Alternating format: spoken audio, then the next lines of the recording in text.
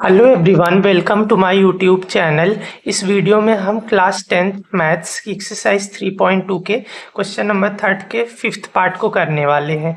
इससे पहले मैंने 1 to 4 पार्ट्स कराए हैं और उसके अलावा अगर इस चैप्टर का कोई भी क्वेश्चन आपको देखना हो तो इस चैप्टर की प्लेलिस्ट आपको डिस्क्रिप्शन में मिल जाएगी, जिसमें आपको सारे वीडियोस लाइन वाइज मिल जाएंगे।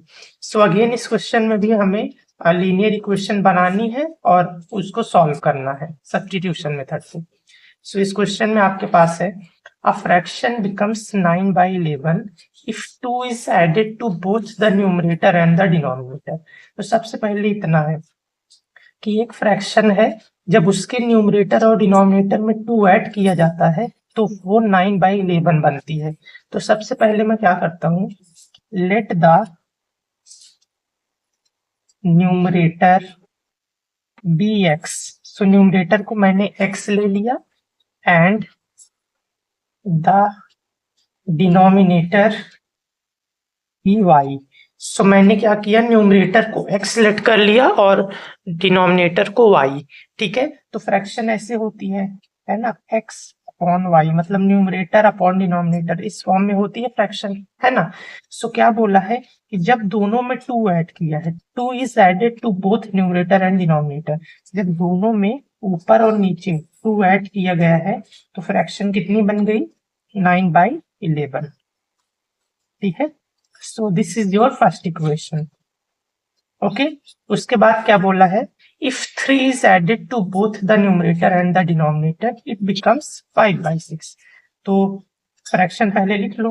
ठीक है, सो जब इसमें 3 ऐड किया जाएगा, मतलब ऊपर और नीचे दोनों में जब 3 ऐड किया जाएगा तब वो कितनी बन जाती है, 5/6। Okay, so this is your second equation. So आपके पास पहली इक्वेशन और दूसरी इक्वेशन आ गई है, इसको सब्स्टिट्यूशन मेथड से सॉल्व कर लेंगे। ठीक है, सब्स्टिट्यूशन मेथड में आपको पता है हम पहली इक्वेशन से x या फिर y की वैल्यू को निकालते हैं और उसको दूसरी इक्वेशन में पुट करते हैं। तो चलिए फाइंड करते हैं। तो सबसे पहले यहाँ से मैं x निकालने की कोशिश करूंगा। ठीक है, आप चाहे x निकाल लो y, लेकिन मैं x निकालूंगा। तो इसको हम क्रॉस मल्टीप्लाई करेंगे, है ना। तो ये 11 मल्टीप्लाई होगा इस पूरे से, देखो 11 मल्टीप्लाई होगा x+2 से। ठीक है, और ये जो 9 है ये मल्टीप्लाई होगा इससे y+2 से।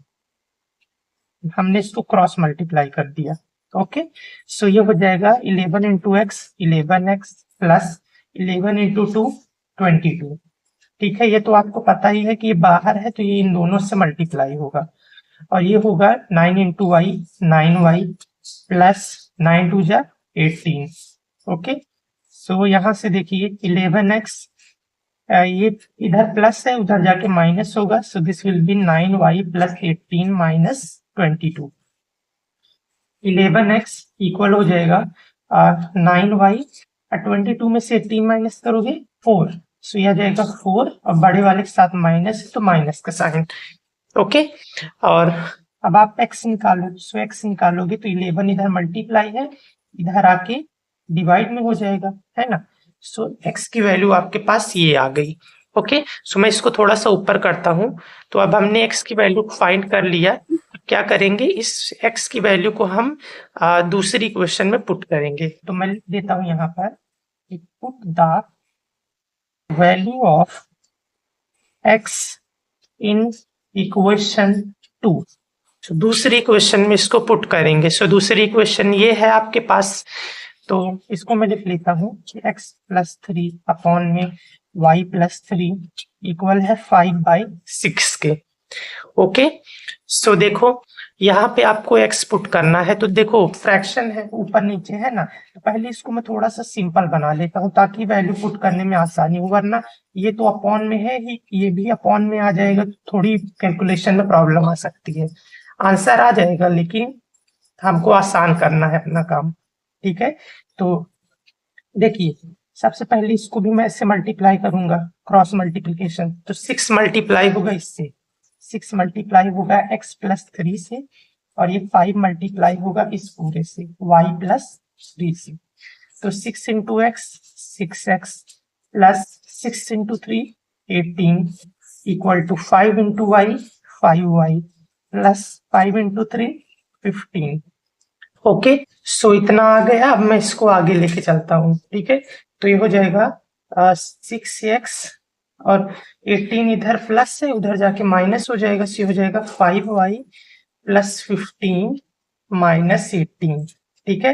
ये हो जाएगा this will be 6x equal to 5y और 18 में से 15 माइनस करोगे 3 आएगा और बड़े वाले के साथ माइनस, तो माइनस, ठीक है। सो देखो ये इक्वेशन इतनी बड़ी थी, ठीक है। यहाँ पे पुट करते तो मुश्किल होता, हमने इसको ऐसे सिंपल कर लिया। अब हम इस वाले में इसकी वैल्यू पुट कर देंगे x की, ठीक है। तो 6x की जगह पे लिख दो क्या, 9y minus 4/11 equal to 5y minus 3। तो ये हो जाएगा, ये इससे मल्टीप्लाई होगा, सो 6 9 जा 54y माइनस 6 4 जा 24, ठीक है, इक्वल टू 5y माइनस 3। तो देखो मैं इसी स्टेप में कर लेता हूँ, 11 इधर डिवाइड है, उधर जाके मल्टीप्लाई। ओके, सो हो जाएगा 54y माइनस 24 इक्वल टू 11 इससे मल्टीप्लाई होगा, सो 11 5 जा 55y, ठीक है, और इससे भी होगा, सो माइनस 11 इंटू 3 33, फिर हो जाएगा 54y, ये इधर प्लस है, इधर आके माइनस, सो 55y, y वाले से एक साथ कर लिया, इस वाले को उधर भेज दो, फिर हो जाएगा माइनस 33 प्लस 24। ओके, सो 55 में से 54 गए, सो माइनस 1y, ठीक है ना। और ये हो जाएगा 33 में से 24 माइनस करोगे, सो आएगा आपके पास 9 और माइनस का, क्योंकि बड़े वाले के साथ माइनस है, सो माइनस से माइनस कैंसिल, 1y बोल दो या तो y बोल दो, ये आ गया आपके पास 9, ठीक है। सो y की वैल्यू आपको निकालनी थी, ये आ गई 9। ओके, सो हमने y की वैल्यू को 9 निकाल लिया। अब इस y की वैल्यू को आप चाहो तो पहली इक्वेशन में पुट कर दो या फिर इस दूसरी इक्वेशन में, ठीक है, दोनों में आंसर निकल के आ जाएगा। तो मैं क्या करता हूँ, मैं पहले में पुट करता हूँ। तो देखो मैं इसको यहाँ पे लिख देता हूँ कि put the value of y in equation 1। तो इक्वेशन 1 क्या है, ये है आपके पास x प्लस 2, ठीक है, ऑन में y प्लस 2 इक्वल टू 9/11।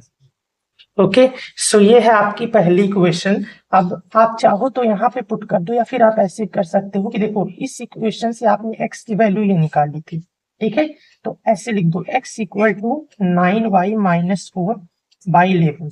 सो इस इक्वेशन से आपने x निकाला था, तो पहले इस इक्वेशन को लिख लिया और दिखा दिया कि हमने x ये निकाला। अब यहाँ पे पुट कर दो, आसानी सॉल्व हो जाएगा, है ना, वरना यहाँ पे करते फिर इधर भेजते इधर उधर, तो ऐसे कर दो आसान हो जाएगा। सो हो जाएगा x इक्वल टू 9, y की जगह पे 9 माइनस 4/11, x इक्वल टू 9 9 जा 81 माइनस 4/11।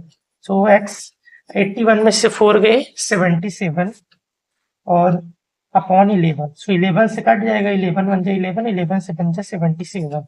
सो x की वैल्यू आपके पास 7 आ गई। तो हमारी x की और y की वैल्यू निकल के आ गई है, ठीक है। तो क्या करना है, फाइंड द फ्रैक्शन, तो फ्रैक्शन निकालना है। तो फ्रैक्शन क्या होगा, फ्रैक्शन होता है न्यूमरेटर अपॉन डिनोमिनेटर। न्यूमरेटर हमने x को लिया था, तो ऊपर x होगा, अपॉन में y, ठीक है। तो x है आपके पास 7 और y 9, सो आपका फ्रैक्शन ये निकल के आ गया। ओके, सो ये था आपका एक्सरसाइज 3.2 के थर्ड क्वेश्चन का 5th पार्ट। अब हम नेक्स्ट वीडियो में इसके 6th पार्ट को करेंगे। So thank you for watching this video. अब मैं मिलूंगा आपसे नेक्स्ट वीडियो में।